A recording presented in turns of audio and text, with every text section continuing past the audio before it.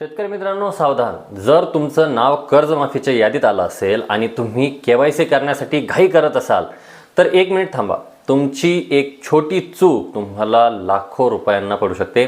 सध्या गावोगावी कर्जमाफीची यादी आल्यामुळे एक आनंदाचं वातावरण त्या ठिकाणी निर्माण झालेलं आहे. पण याच गडबडीत शेतकरी खूप मोठी फसवणूक किंवा नुकसान होण्याची मोठी शक्यता आहे.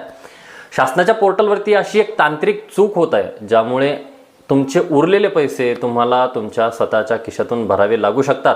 नेमका हा काय घोळ आहे, काय गोंधळ आहे, CSC सेंटरवर गेल्यावरती कोणती काळजी घ्यायची आहे आणि जर कर्जमाफीची रक्कम चुकीची दाखवत असेल तर नेमकं काय करायचं, या सर्व प्रश्नांची उत्तरं आपण या व्हिडिओच्या माध्यमातून घेणार आहोत. त्याकरता व्हिडिओला शेवटपर्यंत नक्की बघा. नमस्कार मित्रांनो, तुमचं पुन्हा एकदा स्वागत आहे आपल्या शेती एक शेती चॅनलवरती.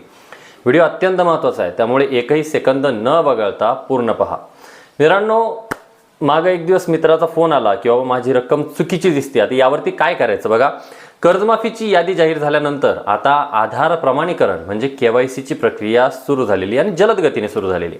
शेतकरी मोठ्या आशेने महाई सेवा केंद्रावरती जातात, पण तिथे गेल्यानंतर स्क्रीनवरती जे दिसतं ते पाहून अनेक शेतकरी चक्रावून गेलेले आहेत. समजा एका शेतकऱ्याच्या बँक खात्यात एकूण 1.5 लाख 1,50,000 रुपयाचं कर्ज आहे आणि जेव्हा तो KYC करायला बोटाचा ठसा देतो तेव्हा पोर्टलवर त्याची कर्जाची रक्कम फक्त 60,000 रुपये या ठिकाणी दाखवली जाते. काहींचे कर्ज 2 लाखांचे पण रक्कम दिसते फक्त 1 लाख, तर काहींचे कर्ज 1 लाखाचे पण त्यांची रक्कम चक्क 1,30,000 रुपये दाखवली जाते. मित्रांनो, याला म्हणतात विसंगती, मिसमॅच. आणि इथे सर्वात मोठा धोका आहे. अनेकदा CSC सेंटर चालवणारे किंवा बँकेतले लोक सांगतात की जे दिसतंय त्याला यस करा आणि पुढे चला, नाहीतर जे मिळतंय ते पण जाणार नाही किंवा ते पण मिळणार या ठिकाणी आपल्याला नाही. पण मित्रांनो, अशी घाई अजिबात करू नका. जर तुम्ही त्या चुकीच्या रकमेला होय एक्सेप्ट म्हणून तुमची KYC पूर्ण केली तर शासन फक्त तीच रक्कम माफ करणार जी पोर्टलवरती दिसते आणि जे वरचे उरलेले पैसे आहेत ना ते बँक तुमच्याकडून वसूल करायला तगादरी लावतील. ते पैसे तुम्हालाच त्या ठिकाणी भरावं लागेल. मग आता यावरती उपाय नेमका काय करायचा, तर सगळ्यात पहिले बँकेत जाऊन विचारणा केली तर बँक अधिकारी नीट उत्तरं देत नाहीत. तहसीलदार किंवा उपनिबंधक कार्यालयात गेलं तर तिथेही समाधानकारक आपल्याला उत्तरं मिळत नाहीत किंवा मिळणार नाहीत. म्हणून मी तुम्हाला तिसरा आणि सर्वात खात्रीशीर उपाय सांगतोय. जेव्हा तुम्ही KYC करायला जाल तेव्हा तुमच्या कर्ज खाते क्रमांक, लोन अकाउंट नंबर आणि कर्जाची रक्कम तंतोतंत जुळते का हे आधी तपासा. जर रक्कम चुकीची असेल तर तिथे पोर्टलवरती तुम्हाला विचारले जाते की ही रक्कम बरोबर आहे का. तिथे स्पष्ट नो या पर्यायावरती क्लिक करा. नाहीवर क्लिक केल्यानंतर तिथे तुमची तक्रार नोंदवायचा पर्याय येतो.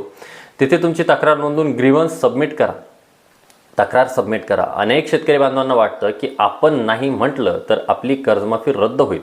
मित्रांनो, तसं अजिबात नाही आहे. जेव्हा अशा हजारो तक्रारी शासनाकडे जातील तेव्हा शासन त्याची पुन्हा पडताळणी करेल, बँकांकडून योग्य डेटा घेईल आणि चुका सुधारून तुम्हाला KYCसाठी पुन्हा नव्याने संधी या ठिकाणी दिली जाईल.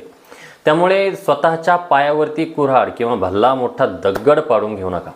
चुकीच्या रकमेवरती सहमती देऊ नका. ही माहिती आत्ताच तुमच्या गावातील सर्व शेतकरी बांधवांपर्यंत पोहोचवा. व्हिडिओ सर्व ग्रुपवरती शेअर करा जेणेकरून कोणाचेही नुकसान त्या ठिकाणी होणार नाही आहे. माहिती समजली असेल तर व्हिडिओला लाईक करा, कमेंटमध्ये जय शिवराय, जय शंभूराय लिहा आणि अशा शेतीविषयक खऱ्या आणि महत्त्वाच्या माहितीसाठी आपल्या शेती एक शेती चॅनलला सबस्क्राईब करा. भेटूया अशाच एका नवीन व्हिडिओसहित, नवीन माहितीसहित. तोपर्यंत धन्यवाद मित्रांनो.